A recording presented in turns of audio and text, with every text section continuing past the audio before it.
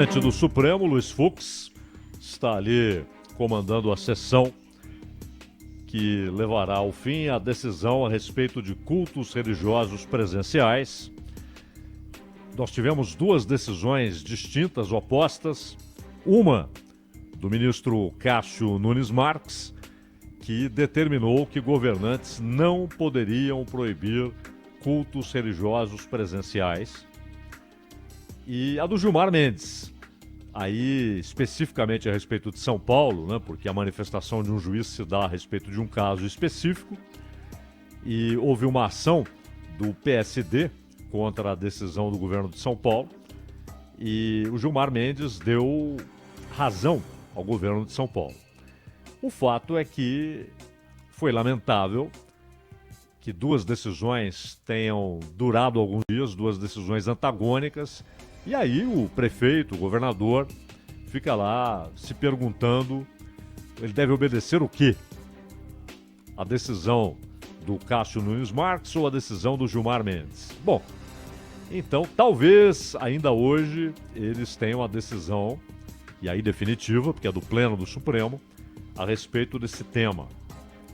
O Gilmar Mendes falava há pouco e dizia, ele inclusive elencou ali alguns templos religiosos e sua capacidade, né? Ou seja, quantas pessoas cabem naqueles templos lá que ele citou.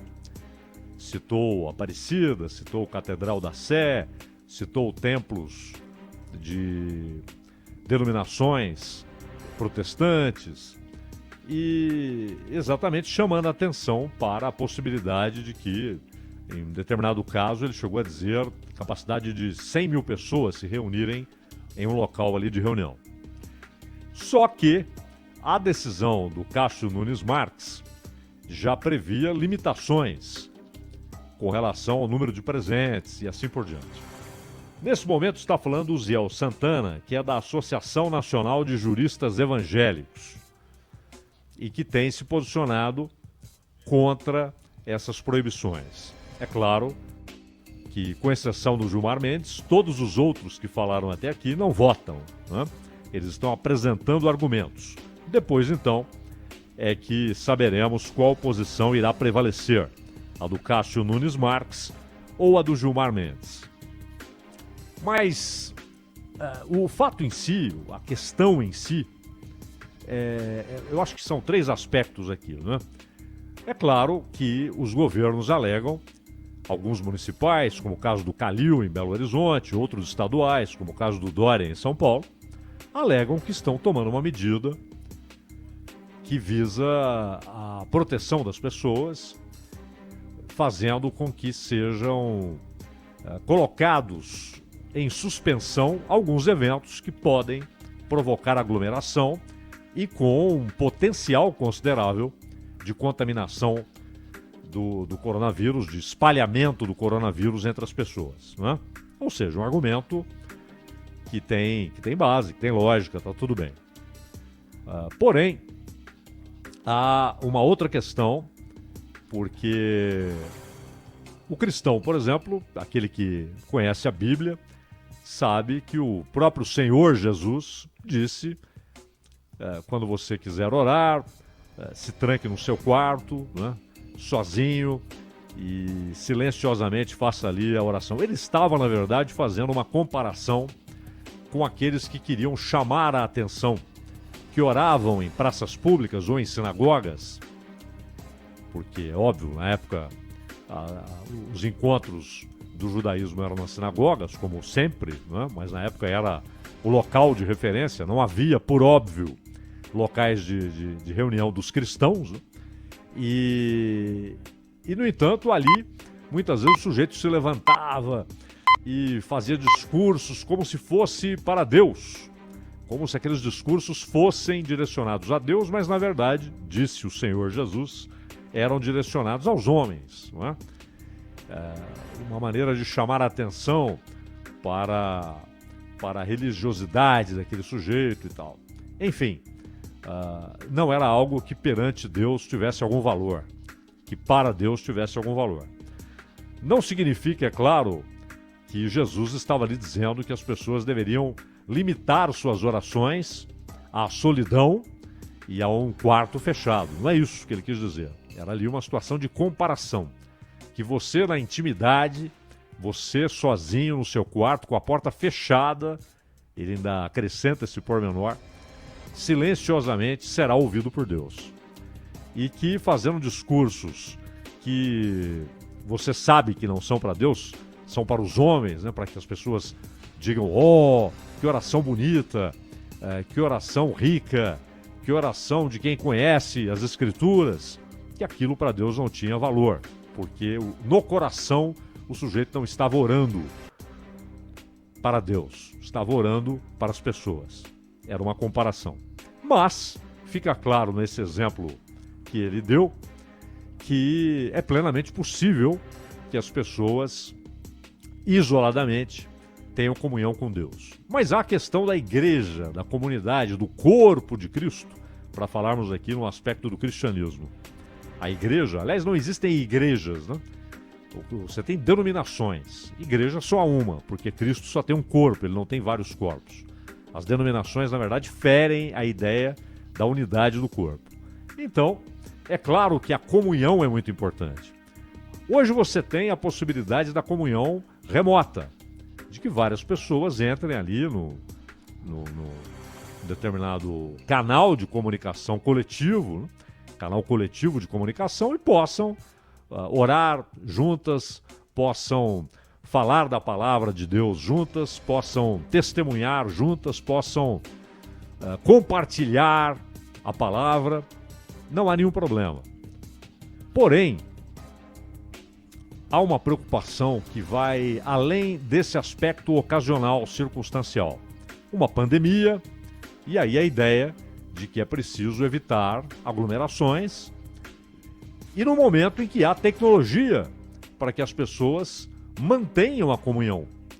A comunhão com Deus não precisa de celular, não precisa de você estar ao lado de 10 mil, 1.100 pessoas, né? Se 2 ou mais estiverem reunidos em meu nome, lá estarei. Mas se um estiver solitariamente orando, Deus ouvirá solitariamente. A questão é o precedente. E é isso que o Supremo, como guardião da Constituição, deve atentar. É para isso que ele deve atentar. É isso que ele deve definir.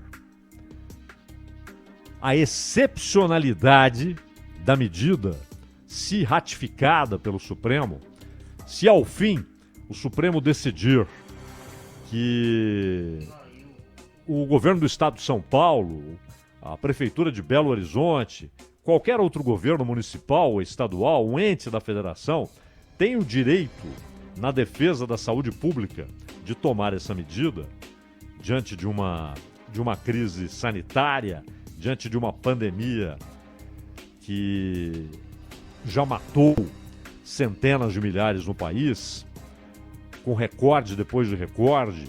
Se o Supremo tomar essa decisão, ele também deve deixar claro que este não é um precedente qualquer, a ser repetido em situações diversas. Isso é muito importante, porque várias coisas que andam acontecendo pelo mundo, né? Vários pequenos leviatãs que se manifestam em razão do combate à pandemia, é preciso ficar claro que é uma situação excepcionalíssima e que algumas respostas ficarão paradas no tempo e no espaço. Elas não serão reproduzidas.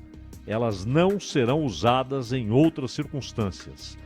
É isso que o Supremo deve dizer caso concorde com a posição de um de seus ministros, Gilmar Mendes, levando em conta o princípio federativo, que já foi inclusive ratificado, confirmado pelo Supremo, a autonomia de prefeitos e governadores para que decisões sejam tomadas independentemente da posição da União.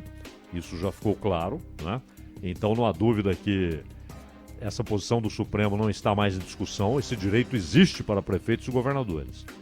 Porém, se um prefeito ou um governador com essa autonomia toma uma decisão que fere a Constituição Federal, é claro que ela não pode ser aceita.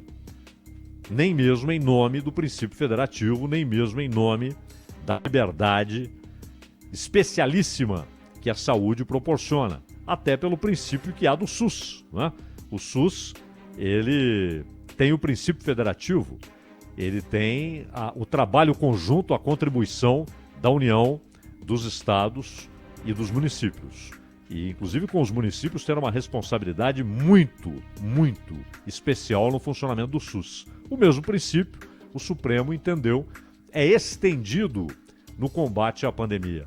Ele vale no combate à pandemia. E, por isso, impede a União de tomar medidas de repressão a decisões adotadas por estados e municípios. Porém, insisto, nenhuma medida adotada por prefeitos ou governadores pode ferir a Constituição, até porque o Supremo não tem primazia sobre a Constituição, pelo contrário, ele deve ser o mais sujeito à Constituição como seu guardião institucional, não é? Estabelecido pela própria Constituição como seu guardião. Esse é um princípio fundamental. Então, se o Supremo decide que a decisão do Dória, por exemplo, ou de outros governantes estaduais e municipais não fere a Constituição Federal, então cabe ao Supremo deixar claríssimo que não está abrindo um precedente a ser vulgarizado, não está abrindo um precedente que pode ser utilizado lá na frente, num futuro próximo ou um pouco mais longínquo, contra a liberdade de reunião, inclusive a liberdade de reunião religiosa. Isso é muito importante, porque eu já disse aqui o caso da imprensa. Aliás, a Sônia Blota falava há pouco do dia do jornalista ou do jornalismo. É do jornalista ou do jornalismo hoje? Hoje é dia do jornalista, né, Zaidan? Do jornalista. Isso. E nós temos visto, aliás, o jornalismo sendo atacado pelo jornalismo. Inclusive, há um debate muito interessante nos Estados Unidos por conta de uma segunda, digamos, mistura de reportagem com editorial do New York Times, querendo estabelecer algo que nunca houve na história dos Estados Unidos da América: a censura à opinião. O New York Times, que tem ainda a aura de mais importante jornal do planeta, não é o mais lido, mas até porque no Japão você tem jornais ali com tiragem de 4 milhões. Se bem que hoje é tudo muito difícil, porque no mundo inteiro as pessoas podem ler diversos jornais do mundo inteiro. É difícil saber qual é o mais lido. Mas o New York Times é sem dúvida o mais renomado. E ele tem atacado a liberdade de opinião. Ele quer, inclusive, que algumas publicações sejam proibidas, não textos, o que já seria nojento, grotesco, ridículo e inconstitucional perante a Constituição dos Estados Unidos. Mas ele quer que publicações sejam proibidas, desapareçam. Inclusive jornalistas americanos que não têm compromisso com o Partido Democrata, que não têm compromisso com o Partido Republicano, que não são panfletários,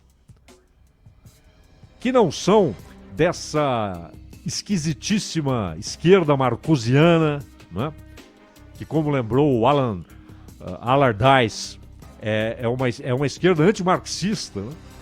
Então, o New York Times virou um expoente. O Washington Post nem se fala. O Washington Post, a relação dele com o Partido Democrata haverá de fazer com que os seus novos donos, né, que estragaram a publicação, destruíram a publicação histórica, que mudem o nome para Washington Právida. Então, quando você tem o jornalismo sendo atacado pelo próprio jornalismo, por um jornalismo esquisito, estranhamente ideológico, panfletário, então é hora de os jornalistas estarem muito atentos, principalmente no Ocidente, com relação a alguns valores essenciais. essenciais. Hoje, por exemplo, eu vi um jornalista vibrando com a maneira como o governo chinês lida com a pandemia, né? Além de alguns gracejos, né? Sorvete para quem vai tomar vacina e tal, porque muita gente resiste a tomar vacina na China, então o governo quer estimular, dando comida, dando sorvete, assim por diante. Sorvete é uma boa, né? Agora, o sujeito só não pode se esquecer que o que acontece na China tem sempre uma marca especial. É um Estado totalitário. A liberdade individual é limitadíssima, restrita àquilo que o Estado não considera hostil ao partido, às Forças Armadas e ao Estado. Então, não é exemplo. A ditadura chinesa, que persegue, prende, mata, tortura, não é exemplo. Não é? Mas vibrando, claro, na China, na Coreia do Norte, como era no Chile do Pinochet, é facílimo você impedir que a liberdade individual seja respeitada, se expresse. É facílimo obrigar. Na China chegaram a filigrana ali de, olha, você tem de sair do seu prédio tal hora para ir comprar sanduíche, para ir comprar comida, para ir comprar aquilo que você vai precisar durante a semana, tá bom? Tal hora! Não ouse sair antes ou depois. Isso é escravidão. Isso é escravidão. Não são cidadãos, são súditos de um Estado totalitário. Então os jornalistas devem estar muito atentos à defesa da liberdade. A liberdade de discordar, que o New York Times não aceita. Não aceita que alguém tenha uma posição diferente da dele. E quer censura. Quer atropelar a Constituição dos Estados Unidos. Quer atropelar sua primeira emenda. A primeira emenda. Então, nessa história dos cultos, insisto, não vejo nenhum absurdo que o Supremo diga, não, é um direito do administrador em razão de uma situação excepcional. Perfeito. E repito, do ponto de vista do cristão, para nos limitarmos aqui a uma manifestação, do ponto de vista do cristão, não há nenhum impedimento à sua comunhão com Deus, solitário, sozinho, no seu quarto, com a porta fechada. Isso foi dito pelo próprio Jesus Cristo. Não é? E não há, obviamente, nenhum impedimento, nestes tempos de alta tecnologia, nenhum impedimento à comunhão entre os cristãos, entre os muçulmanos, não há nenhum, entre os espíritas, não há nenhum impedimento, porque eles podem fazer isso remotamente. Mas o Supremo, como disse o Marco Aurélio, o Supremo não é o soberano a decidir o que pode, o que não pode, o que vale, o que não vale. Não é? Não é isso. O Supremo deve dizer o que a Constituição diz a respeito daquele tema. E até pode dizer se há omissão da Constituição a respeito de um tema. Mas bem disse o Marco Aurélio, o Supremo não é o soberano. Não é o soberano do Hobbes, do Thomas Hobbes, do Leviatã. Não é, não é? Então, o que é preciso determinar agora é exatamente o seguinte. Atenção, concordamos. É possível, não há problema, podem proibir, é razoável, é para evitar aglomeração, é para evitar uma situação que traz risco de morte, tudo bem. Mas o Supremo deve deixar claro que ele está tratando de uma questão excepcional, de uma situação excepcional e não está abrindo precedente para que um dia outros governantes, em outras situações, proíbam reuniões religiosas, universitárias, sindicais, que não usem esse precedente. Tudo que o Supremo decide, a gente deve olhar com muito cuidado para saber se ali há o risco de uma situação diferente, nós tenhamos o abuso tendo como fundamento, tendo como argumento uma decisão tomada pelo Supremo em outra situação, em outra ocasião. O Supremo pode decidir, tá tudo bem, podem proibir porque há uma razão de saúde pública. Perfeito, razoável, tranquilo, compreensível, podemos discutir, mas não adianta, isso é outra coisa. Mas ele pode dizer, olha, do ponto de vista constitucional, há a liberdade para que os governantes tomem até esse tipo de medida diante de uma situação excepcionalíssima. Porém, isto não é precedente. Não estamos abrindo o caminho para que lá na frente, com outros argumentos, alguém proíba as reuniões. Repito, sindicais, universitárias, religiosas. E falei da imprensa, com essa ótima lembrança que a Sônia fez do Dia do Jornalista, porque muitas vezes o jornalismo é considerado uma atividade essencial, portanto ele não para, não é? E isso às vezes dá ao jornalista, aquele que está empregado, porque há milhares de jornalistas desempregados. Os jornais andam cada vez mais curtos, não é? Menos páginas, menos gente. A tecnologia desempregou muita gente no rádio, na televisão. Sim, a tecnologia. A ideia de diminuição de custos também se tornou predominante em muitas empresas. Então há milhares de desempregados. Mas aquele que está empregado, recebendo em dia, muitas vezes ele não se dá conta da sua situação excepcional e acha muito confortável dizer que todo mundo tem de esperar a poeira baixar, o vírus ser domesticado, para que as pessoas possam trabalhar. E já dissemos aqui, até exageradamente, mas é preciso sempre repetir, que na Noruega, na Suécia, na Alemanha, no Reino Unido, não tem nenhum problema. Não tem nenhum problema. Ninguém vai morrer de fome por isso. Aqui morre de fome. Então nós precisamos ter um absurdo senso numa situação excepcional de conseguir conciliar coisas de tão difícil conciliação, que é o combate à morte, o combate à pandemia, o combate a esse vírus e, ao mesmo tempo, a busca também desesperada para que as pessoas não morram de fome, para que as pessoas possam ter uma vida digna, não é? O quanto o Estado pode contribuir para isso, é isso que estamos discutindo há um ano.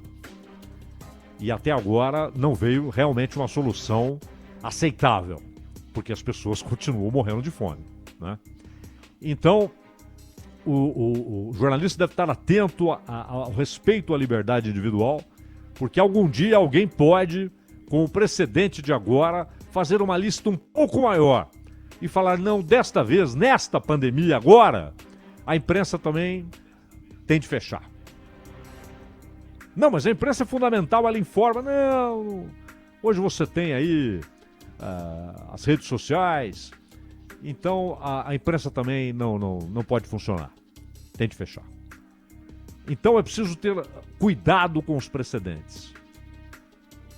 E faço questão de dizer, de repetir, o Supremo, se decidir que os governantes estaduais, municipais, podem sim proibir os cultos presenciais, a Constituição permite, repito, é uma decisão razoável, absolutamente compatível com estes tempos, com o que estamos enfrentando. Mas que não seja um precedente para ser usado depois, em algum momento da história, por outro governante, por outros governantes que queiram impedir reuniões, calar vozes e calar até a liberdade espiritual das pessoas. Calar sua liberdade cultural, sua liberdade de associação sindical, sua liberdade de discutir os temas e de orar, simplesmente orar, compartilhar a Bíblia ou ao Corão. Enfim, é preciso cuidado e o Supremo tem de ter esse cuidado. Se tomar essa decisão, que fique claro, não é um precedente para medidas semelhantes no futuro. E, por fim, Só para... Já que falamos em Supremo, é um negócio que eu não queria deixar passar. Até conversei com o Ronald mais cedo, né? Porque é um tema importante que a gente achou legal citar aqui. Porque diante de tantas notícias importantíssimas, né? E trágicas, como tivemos ontem, aquele número de mortos no Brasil, e outras notícias, né? Na área da política, discussão sobre reformas, discussão a respeito do auxílio emergencial, posse de ministros, um noticiário muito cheio, e não houve muita atenção para uma decisão da segunda turma do Supremo, aquela que tem Gilmar Mendes, Lewandowski, Carmen, o Fachin e o Cássio. Então a segunda turma decidiu encerrar a investigação que tinha como alvo o ministro do Tribunal de Contas da União, Vital do Rego. E qual foi o argumento? Foi 3-2. Votaram pela continuidade da investigação Fachin e Carmen. Votaram pelo encerramento do assunto Gilmar, Cássio Nunes Marques, olha aí, concordaram, e Lewandowski. Eles disseram basicamente o seguinte, os três que votaram pelo fim da investigação e que foram vencedores, né? 3-2. Disseram basicamente o seguinte, não, só tem delação premiada. Não tem prova. Sim, mas há crimes em que você não vai ter recibo. Você tem evidências. E aí você tem a declaração de quem pagou, de quem teria pago. Coloquemos no condicional. E isso não permite que a investigação continue. Não era o julgamento culpado ou inocente, hein? Claro, não estavam dizendo é culpado ou inocente, estavam dizendo que não tinha cabimento seguir a investigação porque só tinha delação premiada e algumas evidências. Reserva em hotel, passagem para voo Brasília-São Paulo, São Paulo-Brasília. Aliás, o Lewandowski de novo aproveitou a ocasião para descer a ripa na delação premiada, que é um instrumento fundamental. Fundamental. A delação premiada ou a colaboração premiada, ela abre a possibilidade do sujeito falar, olha, cometi o crime, minha participação foi essa, eu vi isso, isso e aquilo, eu paguei isso, isso e aquilo, eu entreguei tais e tais papéis, eu fui intermediário de A com B. Isso é fundamental. Se você acaba com esse instituto, o sujeito vai abrir o bico para quê? Ele só vai colaborar. Claro que você pode discutir a chamada premiação, né? As benesses que são concedidas ao colaborador. Isso é discutível. Em alguns casos exageradíssimas, muito além do que foi entregue, tá bom. Mas a instituição ou o instituto da delação em si, convenhamos. E, no entanto, o Lewandowski atacou com paus e pedras o instituto da delação premiada, da colaboração premiada.